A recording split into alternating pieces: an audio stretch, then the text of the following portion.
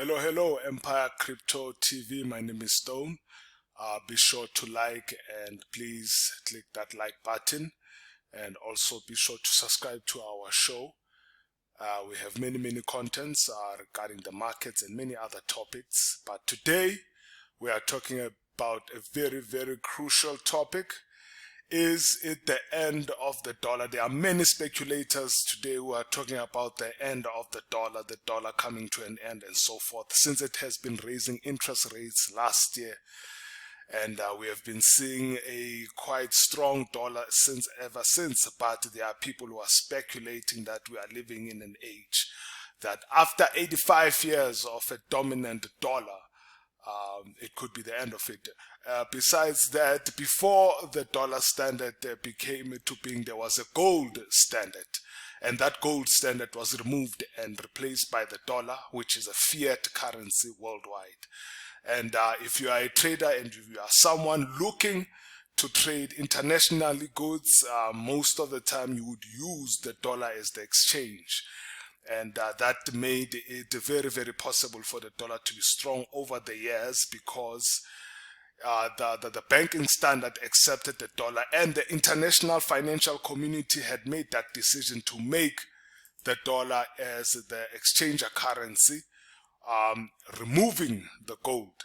And this is the dollar index DXY on my screen, which is denominated as DXY, which is the dollar index. On TradingView, if you don't know, it's denominated as DXY.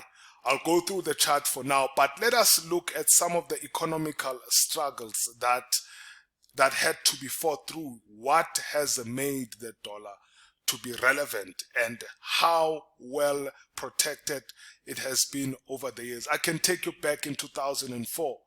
There was a leader in Iraq called Saddam Hussein. This guy here wanted to exchange his oil because in Iraq the abundance of oil is so much. There's so much oil in Iraq. They had no problem with Saddam Hussein up until the point where he decided to sell his oil using his own currency, and he started to trade with Europe. So this idea of going through the banking system and acquiring dollars for you to buy international goods like it was supposed to be, he had skipped that, and then he said, no, you can buy oil from me using my currencies instead of the dollar. So the international community, or the Western community, was unsettled by that. They were troubled and they said, no ways. Then Iraq in 2004 was attacked by the United States, and they had an excuse that he was a terrorist and he had weapons of mass destruction. But many analysts say it has to do with this idea that he wanted to make new ways of trade that he himself invented, and those ways were a threat to the higher ups, or through to the United States particularly. And the war began, and they bombed even the oil fields in Iraq. It was so bombed that you could see it from space. The fire was so much that you could even see it from space. And in that sense, also Saddam Hussein, eventually he was killed. And because of this idea of him changing trades, saying that he wants to get oil in his own currency. It's all about money. As soon as you target the money part when it comes to power, it's a very sensitive issue. I can even take you back as far back as the time of Muammar Gaddafi, in abundance with gold this time, not oil but with gold. Leader from Libya wanted to create a currency for Africa, a one currency for Africa, which was the gold dinar, which was backed up by gold. In that moment, the international community, particularly the West, the United States, said no ways. I'm sure they sent a couple of warnings, but he was also betrayed by other African leaders. That's how sensitive the situation about the currency was. This currency right here, the gold dinar, was supposed to be put in place by the then leader Muammar Gaddafi, and Muammar Gaddafi was eventually killed, which is something bad that happened, which was a public humiliation, if I should say. And that has caused Libya today to be in civil war when it was one of the most civilized nations, as you can see in 2011, as to supposed to be in 2007 after Muammar Gaddafi was passed. Even in Iraq, all these countries that went against the financial policy or the international financial policy of the West have lost so terribly. This is the gold dinar that was supposed to be replacing the currency. Like you have euro in Europe, which unites the entire Europe. Muammar Gaddafi also wanted to have a united currency for Africa, and the Western world was not going to have it. Libya was then attacked. So this is what has caused the mighty dollar to be standing up raw. It's not that no one has been able to challenge it, because the dollar is backed up by nothing. It's a fiat currency. It's just paper backed up by nothing, by just a promissory note to say that we have gold, but there is not gold. We all know that gold is found in Africa. In this day and age, to find men like this one here, Vladimir Putin, and this man here from China, Xi Jinping, coming together. All right, these two leaders right here are the modern day challengers of such. But the thing with these guys, they have a massive power.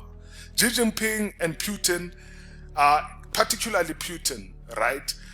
They are working on a plan to challenge the power of the dollar or the United States, because why? They have resources.